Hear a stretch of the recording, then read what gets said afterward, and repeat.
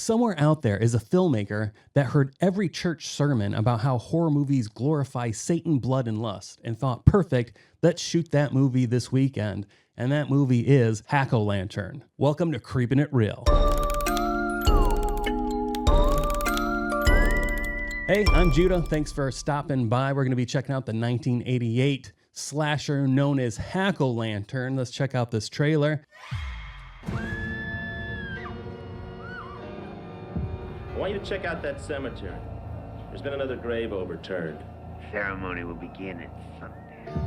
The ceremony will allow you to prove yourself. Okay, I want to point out right here. You see this guy? He's in a grave. He's in a freshly dug grave. By the way, there's going to be all spoilers. This guy is being chased through the cemetery by a killer. He falls into an open grave. You can see how deep this hole is. This man is standing up right now. So he's in this hole up to his nipples at this point, and he's trying to crawl out. Just keep that in mind, and I'm going to keep playing this trailer. You ever been at the wrong place at the wrong time? Are you sure you want to go in there alone? The power is of blood. All I want is to keep my family together.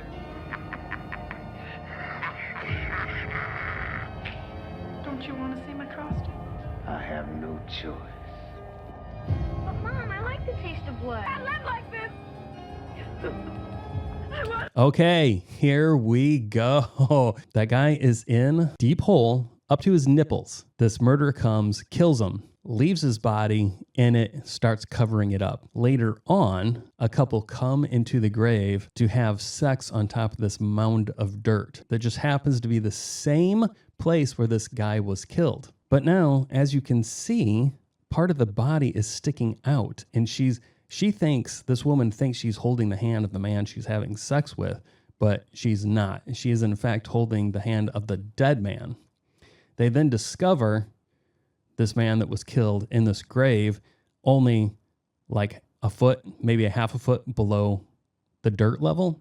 So let's just think for a second here. What does that actually mean?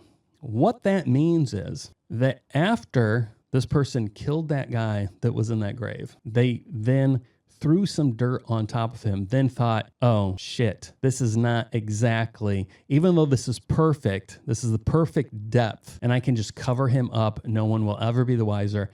I need to pull the body out, okay? So they need to get down there, then they need to hoist this fully grown man out of this hole on their own. Then they have to fill the hole up with dirt, then place the body on top of the completely filled hole, and then throw more dirt on top of the body, just enough to get to this scene where the hand is sticking out and they can easily see half a foot under the dirt that there's a dead body. That seems like a whole lot of work to do just to get to this scenario. It baffles the mind why anybody would feel, I don't know, if I was going to kill somebody and they were already in a hole that was like 6 feet deep, I'd just be like, bury them.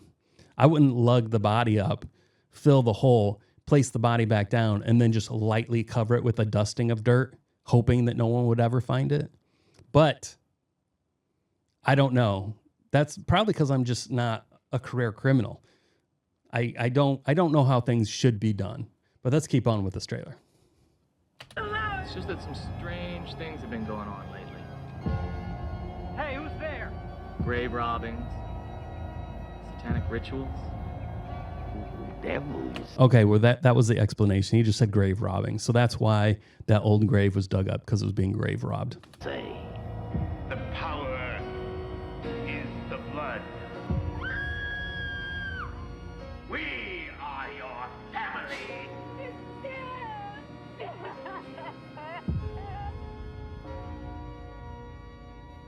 Tonight is yours.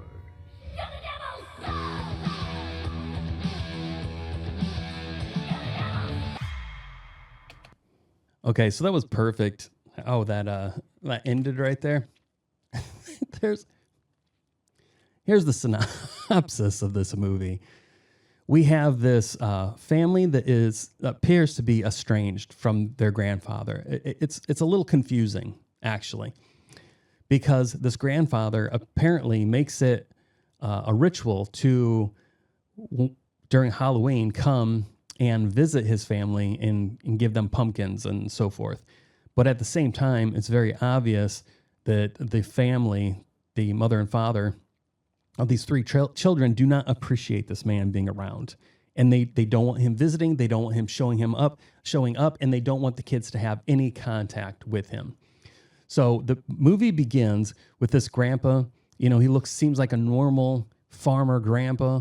He's harvesting his pumpkins. It's the fall season. He just wants to deliver some joy. He pulls up to his daughter's home. His daughter is married, has 3 kids. Sees Tommy sitting there. Tommy runs up. He's like, Grandpa, I didn't think you were going to visit. And he's like, son, I'd do anything to visit you.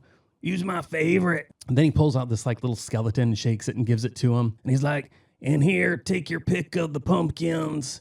You know how much I love bringing you your pumpkins for Halloween. The kid picks out his pumpkin, and then the grandpa goes, I got something for you.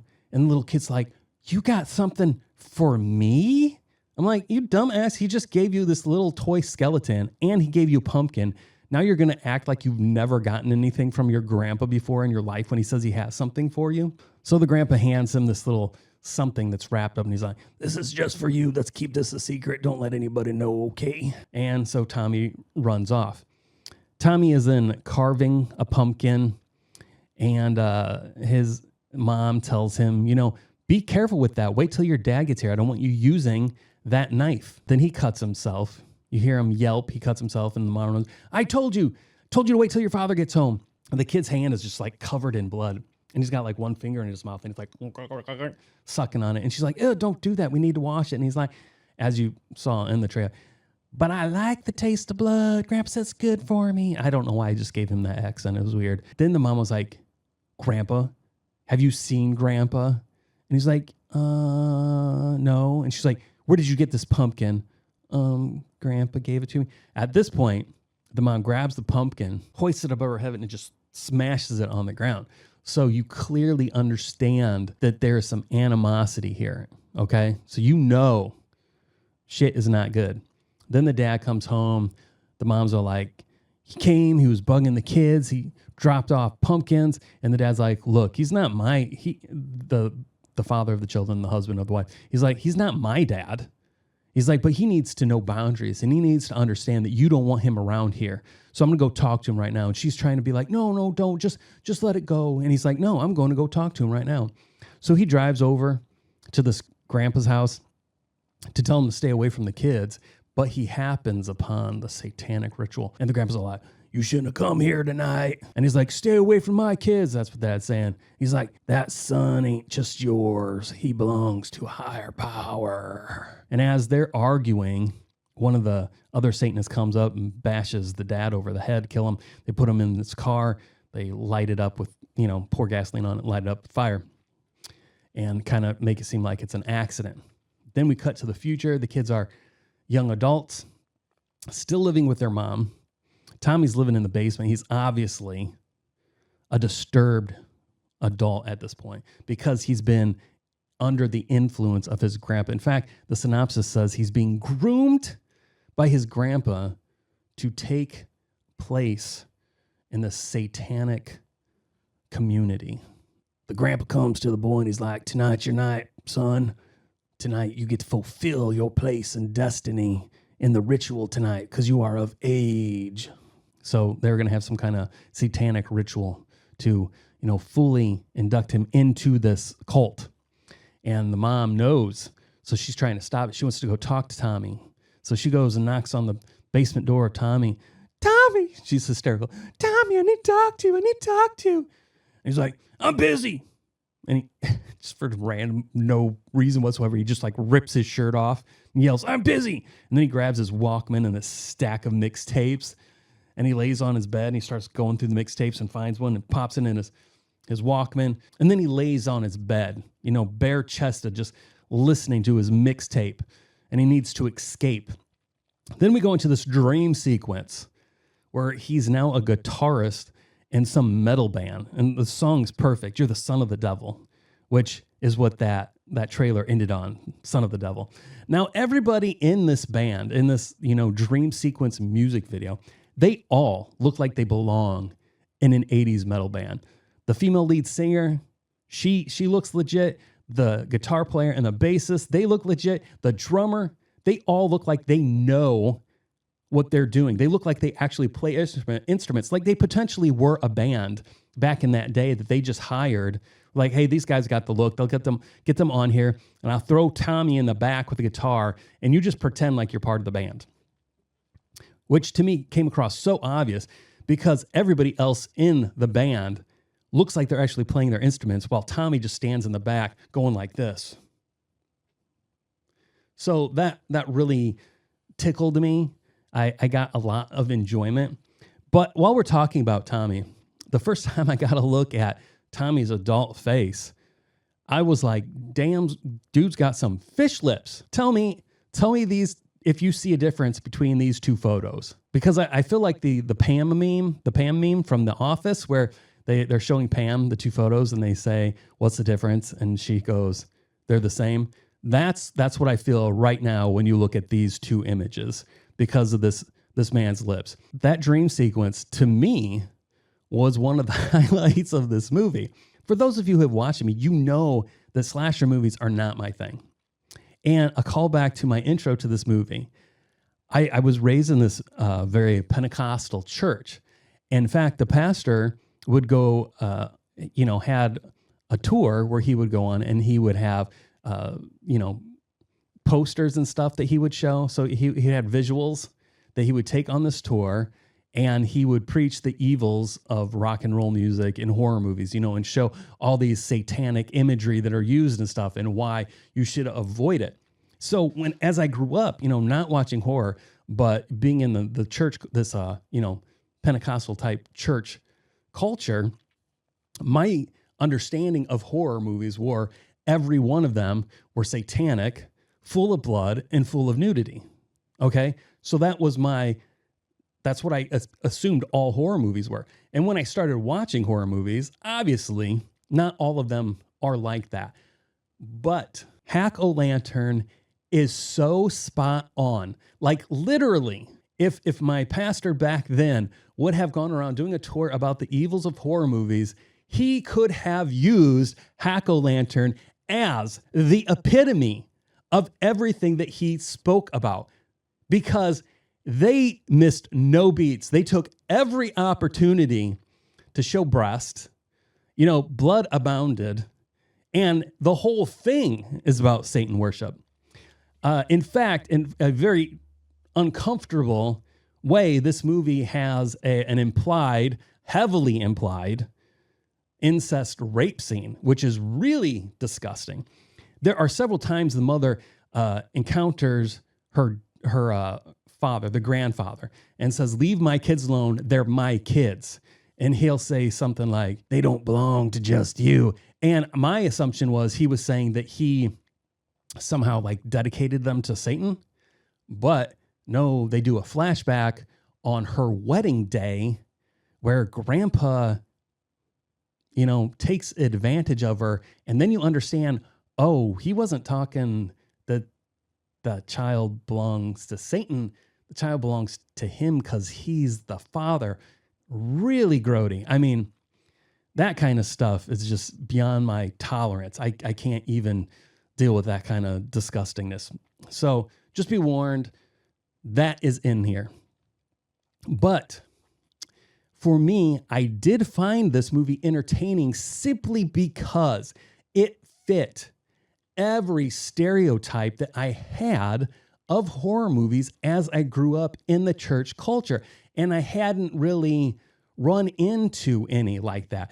Yes, I may have run into something that was very bloody, or I may have run into something that was based on the satanic, or I may have run into one that did have gratuitous nudity.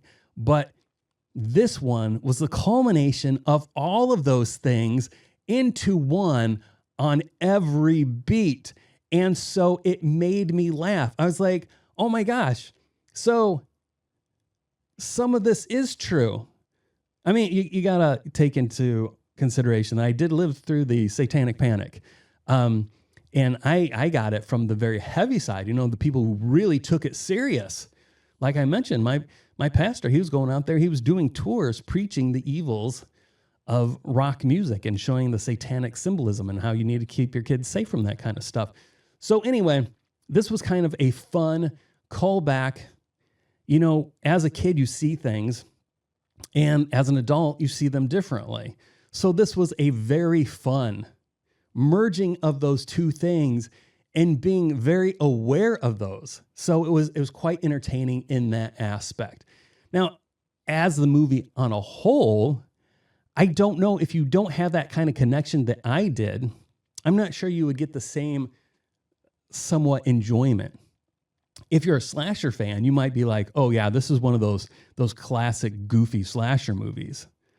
But if you're not a slasher fan like me, the only way you can take enjoyment is by the way that I just mentioned. There are some very funny things in the movie. The younger brother, the mom is talking to the youngest child, and she's like, I'm so worried about your older brother, Tommy, and he won't listen to me. And so her younger son, as an adult, is a deputy. And he's like, oh, I'll go talk to him. So he knocks on the basement door, and Tommy's like, who is it? And he's like, oh, it's your little brother. I can't remember his name. He's like, are you all alone? Yeah, it's just me. Is mom with you? No, mom's not with me. I'm not going to talk, mom. If mom's with you, I'm not talking to you. Mom's not with me. It's just me. So he lets him in. He comes down into his room. It's really, he doesn't have bed sheets on his bed. It's pretty stereotypical. He has a weights in one corner. He's got some posters up. And the younger brother's like, what are you going to do with your life? He really just lets into him. There is no hey man, we're bros. I love you. This kind of, he just lays into him. There might've been a little bit of buffer there, but then the older brother, whenever he gets serious, he puts on his Rambo headband. It makes me laugh so much that when he's had enough and he's about to go do something, he's going to go take care of business, he puts his little Rambo headband on. Very funny stuff. He grabs his brother and he's like, I'll show you what I've been into. And he opens this small closed closet. And inside is this little satanic altar room that's filled with all these candles and, incense and little curtains and his little Satan worshipy thing. And when he opened that up, the only thing I could think of is, dude, that is such a fire hazard. I'm like, look, 3 of those candles are almost at the end of their run. What's going to happen? Dude, you have so much stuff in here that's flammable. You're going to kill everybody. What are you thinking? Why would you leave all these candles burning in here? That was my first thought. But obviously his younger brother did not. He was all like, yeah, Grandpa's influence is way too bad and, way too heavy in your life. Obviously, this is proof of it.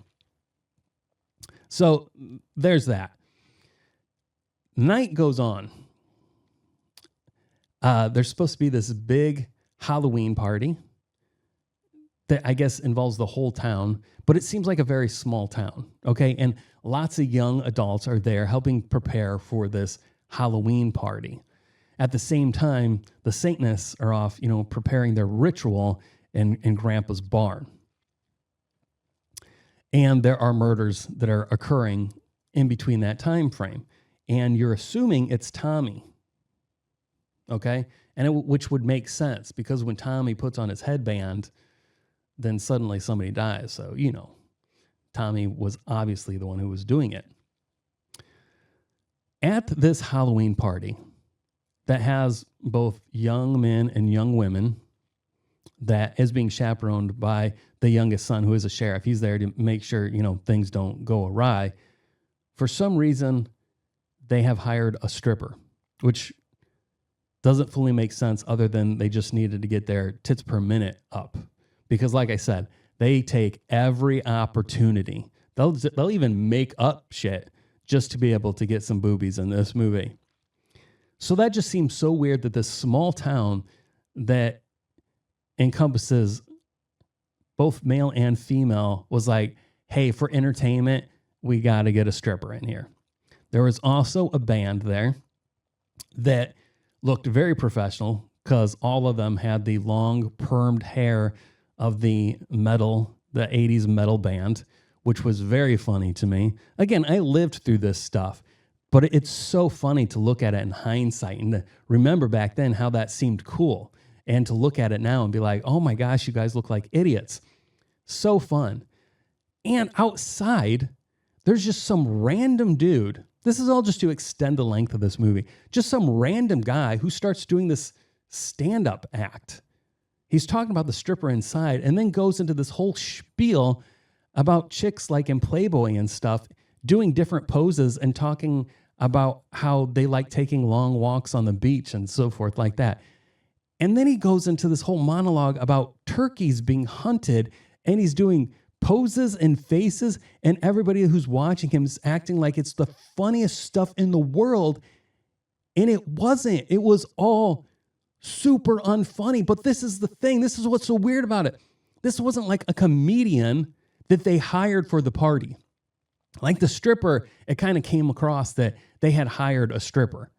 Makes no sense. It would make more sense that they hired a band and a comedian. The stripper makes no sense. But this guy isn't a hired comedian. He's just some random dude that's like, hey, look, I got a small crowd of people around me. I'm going to go into my comedy spiel right now. And it just wastes like 10 minutes of the movie, again, just to pad the movie. It is so weird to me. There is a massive redemption arc at the end. There is a twist that you probably see a mile away. But I got to tell you, for somebody who doesn't like slashers, I kind of enjoyed this one. And I think I'm going to land 4.5 out of 10 is what I'm giving it. I'm sticking with that. There were so many. Oh my gosh. I didn't watch this with Jake, my co-host, but when he came in today and we talked, I told him that I wish so badly that this was one of the movies that we had watched together, because we would have enjoyed it so much, because we both kind of have the same background. Though his parents definitely were the kind of parents that I would call bad parents, where his dad would set him down in front of what I would consider trash, and as a child, and be like, yeah, here's entertainment, well suited for children who have not developed yet. Anyway, my little high horse right there for a second. Let me know if you've seen this movie. If you had the same, grew up in the same kind of church thing environment that I did, I want to hear your stories and what your thought is on this movie. And if this is just something that you've always enjoyed, even if you don't have my background, I want to hear from you. If you hate this movie, I especially want to hear from you. I want to know what it is that drives you crazy. Leave your comments below. If you have suggestions of what movies I should check out next, please leave those also. I am Judah. This has been Creepin' It Real. Thanks for watching, and I'll see you later.